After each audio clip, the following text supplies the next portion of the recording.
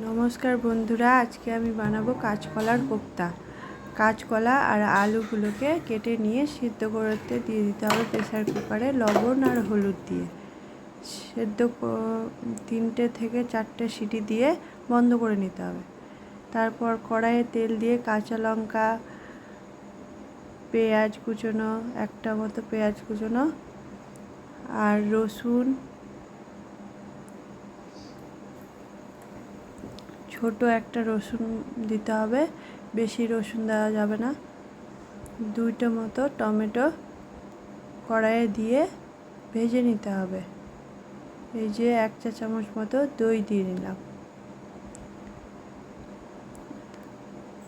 হালকা ভাজা ভাজা হয়ে গেলে এই যে জিরে গুঁড়ো দিয়ে দিলাম 1 টেবিল চামচ মতো। এগুলোকে ভালো করে ভেজে নিয়ে তার মধ্যে 1 চামচ মতো পোস্ত আর 4-5টে মতো গোলমরিচ, গোটা গোলমরিচ দিয়ে নিতে হবে। যে আমার ভাজা হয়ে গেল,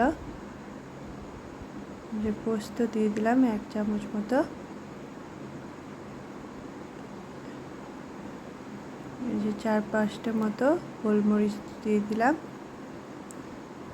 এই মশলাটা আমি মিক্সিং বলে দিয়ে গুঁড়ো করে নিতে হবে।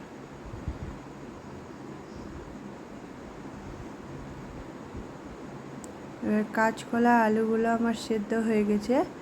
এর মধ্যে থেকে আমি 5টা মতো আলু নিয়েছিলাম, তার মধ্যে 2টো আলু কাঁচকলা আর 3টে কাঁচকলা আর 2টো আলু একসঙ্গে লবণ, হলুদ আর কুচনো পেঁয়াজ দিয়ে মেখে নেব। এর মধ্যে দিয়ে দিলাম অল্প পরিমাণ কর্নফ্লাওয়ার 2 চামচ মতো এবং 2 চামচ মতো বেসন দিয়ে ভালো করে মেখে নিতে হবে।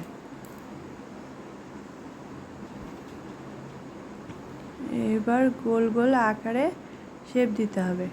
হাতে হালকা করে তেল নিয়ে নিতে হবে। যদি হাতে লেগে যায় তাহলে হাতে হালকা করে তেল দিয়ে নিয়ে তারপর গোল গোল আকারে শেপ দিতে হবে। এই যে এইভাবে আপনারা শেপ দিয়ে নেবেন। কড়াইয়ে তেল গরম হয়ে গেলে কোপ্তাগুলোকে ছেড়ে দিতে হবে।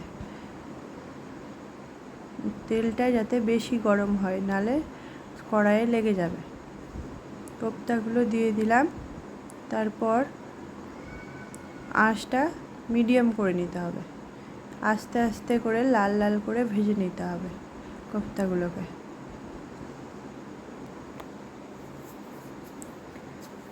আমি খুব অল্প পরিমাণ তেল দিয়েই ভাজছি, যাতে এটা হেলদি খাবার হয়, তার জন্য।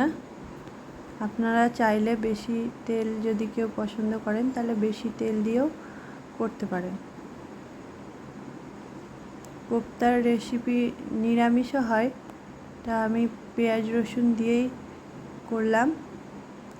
এইভাবে খেয়ে দেখবেন আপনারা। এই যে আমার কোপ্তাগুলো ভাজা হয়ে গেছে।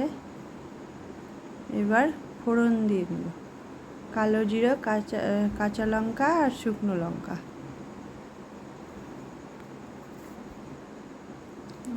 ফোড়নটা দেওয়া হয়ে গেলে আমার বেটে রাখা মশলাটা এর মধ্যে দিয়ে দেব।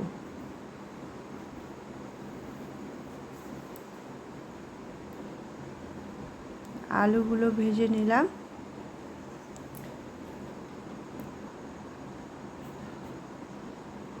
যে মশলা দিয়ে দিলাম।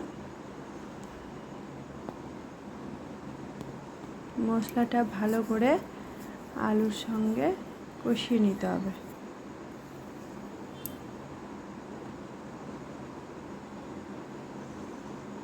10 মিনিট ধরে মশলাটা কষানোর পরে এর মধ্যে জল দিয়ে দিলাম অল্প পরিমাণ। জল দিয়ে নিয়ে ঢেকে নিতে হবে।